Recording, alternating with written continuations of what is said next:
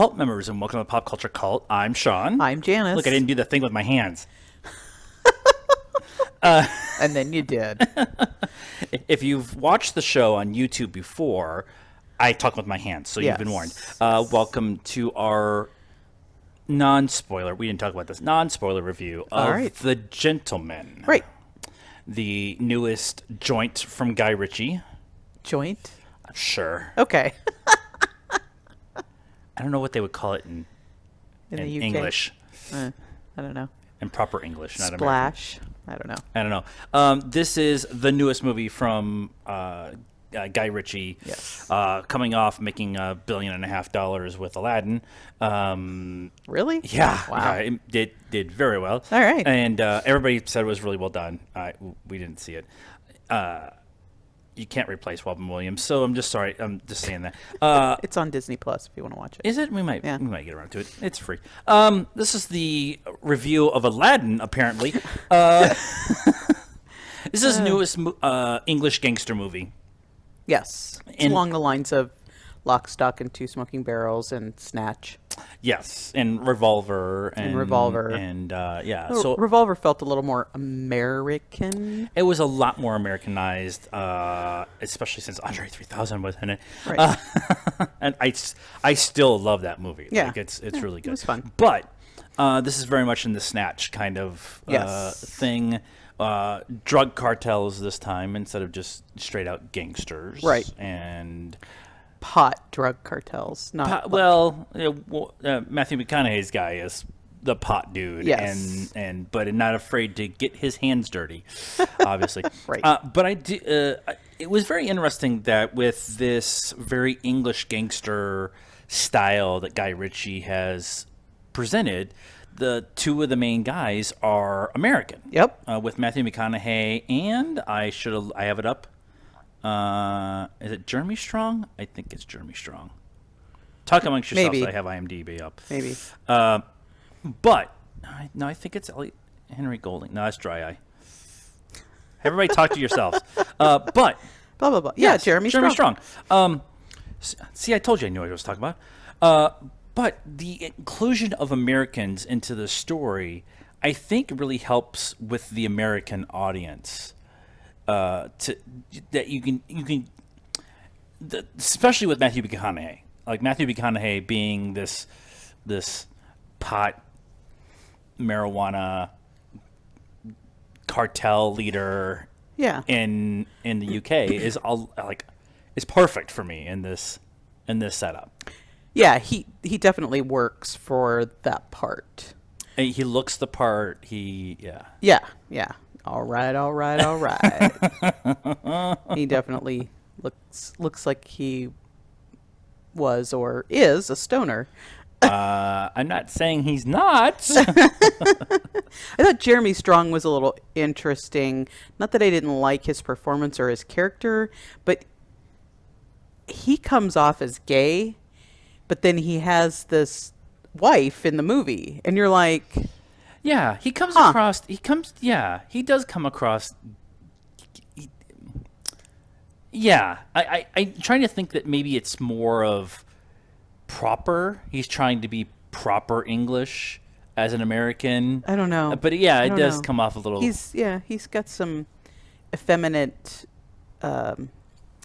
mannerisms that make you think he's gay, and then he's got this beautiful wife, which could totally be for show. It could totally be for show. In this day and age, you don't really need to do that anymore. Hugh Grant as the gay guy. The gay guy. The story is it's very much kind of wants to be a heist movie, kind of wants to be a gangster movie, kind of wants to be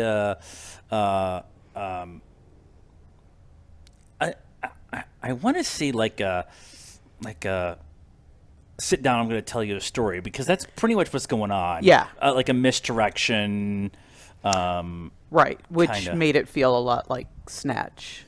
Like you don't quite know what's going on until the very end, even though multiple times during the movie you're like, okay, I got it. I know exactly what's going on. Right. No, you have no clue. Yeah. And there was multiple times where things happened, and I'm like, they just did that. There's an hour left in the movie.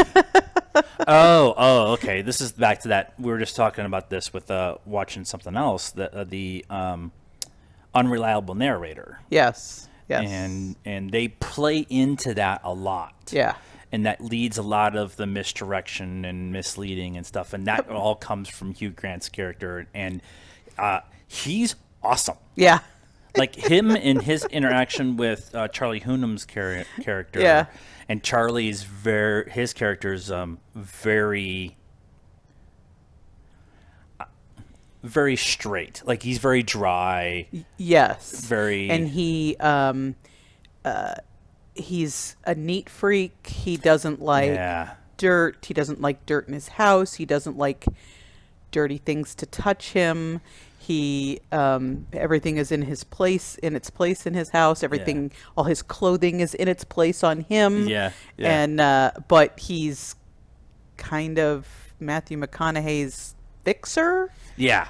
So, which totally. is a dirty job. Yeah. And he plays it like, do I have to or do I have to? And then, yes, you have to. And he's like, okay. And he goes and does it. Yeah. And he kind of freaks out while he's doing it. Yeah. And then he gets done and he kind of makes sure everything's back into place. Yeah.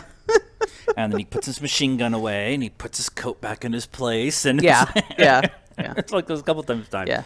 We're talking about the cast a lot because this cast is huge. Yeah. And Henry Golding is in it, and Colin Farrell's in it.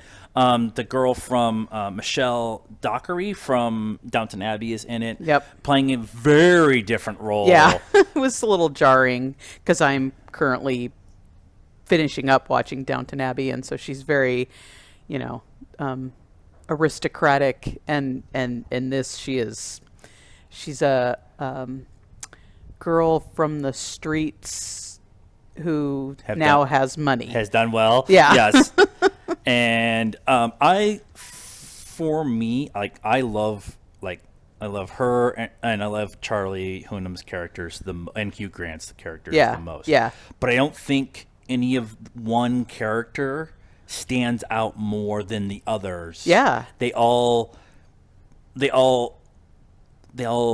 with each other. They all complement each other. Yeah. They all counteract each other very well. And that's because of the way it's written and the way it's directed by Guy Ritchie. Yeah. I just love his style of storytelling.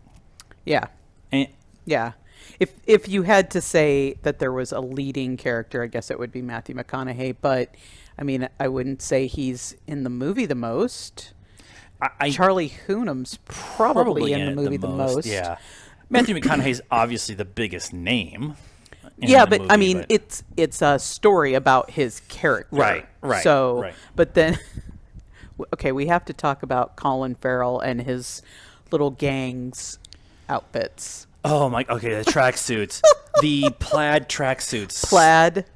So he's his character is, they call him Coach, and he takes kids that are going down the path of doing bad things. Yes, becoming a baddie, as they say in the UK, and teaching them how to fight, and teaching them how to be better people, and teaching them how to work together and do all this stuff. Fight as in boxing. Boxing, like actually in the ring, boxing, proper boxing. Yeah. Guy Ritchie's got a thing about boxing. Yeah. But his guys use those abilities to do be baddies. do a little B&E and tape themselves doing it and make music videos that they post online, which is actually part of the trailer. But the group of kids are awesome, but the track outfits are hell of amazing. Like, we left, I'm like, I want a track outfit. I want a plaid tracksuit. Plaid, like straight out Rum DMC plaid track outfits. Yeah, think about how they always show the Russians. Like in every movie, the Russian bad guys are always wearing the top matches the bottom tracksuits, and hamburger meat all hanging out, gold chains, and Yep, and these guys have made it very British with their plaid. They're the plaids, yeah. To go with the proper like tweed suits that almost everybody else wears. Yeah, yeah. Except for Michelle's character, who is very Jenny from the Block. Yeah. Kind of like 5-inch heels Yep. and skinny pants Or real tight pencil skirts. Yeah, and, yeah. kind of So low cut tops. and they all like, again, back to the whole complimenting each other and where they are and Yeah. different things. The more we talk about this movie, we haven't talked about it a whole lot since we saw it, because we saw it last week. Yeah. And we've seen a couple other things since then. But the more and more I think about this movie, the more and more I like it. Yeah. It's, I had actually told a coworker who I was saying we were going to go see this, and I said, think of Snatch. And I said, and he said, I've seen it like twice or whatever. And I'm like, every time we watch this movie, we find something, we quote it, Snatch, we quote it all the time. It's almost like Scott Pilgrim, you know, for us. And, Yeah. and You like Dags? you always, you like Dags? You always find something new to, laugh at. And we kind of talked about this a little bit on the way home, that I kind of feel like this is going to be another one of those movies where every time we watch it, we're going to, it's an easy put on in the background and quotable. And, definitely we will be buying it because, we own most of the other Guy Ritchie. Do. It's a director we like and a genre we like, and it's well executed and well done, and the music's awesome, of course, and everything. And I would say it's not quite as good as Snatch. It's like Snatch is like a 11, and this one's like a 10.5 or a 10, like kind of thing. Not that we rate on that scale, but let's do a score. 4. Okay. I think a 3.5. I really want to watch it more, and I think the more I watch it, the more I will like it. I liked it. Like I said, I want to buy it. But right now I'm a 3.5. I get that. I think that score will probably fluctuate for me down a little bit. Yeah. Once I kind of get it more, but I just, as we were talking about it, I changed my score 3 times as we were talking about it. So that's how it works around here. That is our thoughts and our non-spoiler review of The Gentleman from Guy Ritchie and everyone else in the planet. Let us know let us know what you thought of the movie in the comments. Like this video, hit the bell for notifications if you're on the podcast feed, subscribe to the podcast feed, and follow us on all the social media stuff, whatever it's called, Facebook, Instagram, sometimes Twitter, all that jazz. All those links are in the description down below.